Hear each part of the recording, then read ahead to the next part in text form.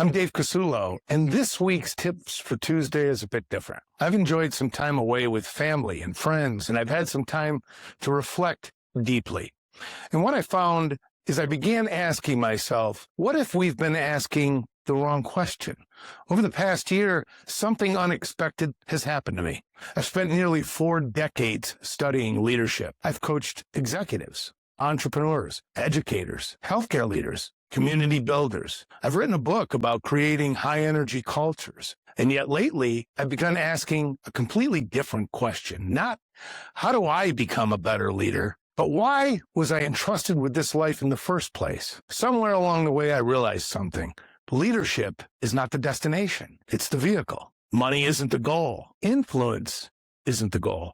Even success isn't the goal. They're all simply things we've been entrusted to steward. So maybe the better question is, what is all of this for? What does it all mean? Recently, I've had conversations with remarkable people from around the world, different countries, different backgrounds, different stories. Yet one theme keeps emerging. Of those I most respect, none measure their lives by what they've accumulated. They measure their lives by what they've multiplied. People, hope, character, faith, communities. One is even endeavoring to unify a country. It has caused me to look back over my own life, the businesses, the setbacks, the victories, the failures, the relationships, even the disappointments. And for the first time, I don't think they were separate chapters. I think they were preparation. Preparation for something I couldn't have understood years ago. Perhaps the greatest question any leader can ask isn't,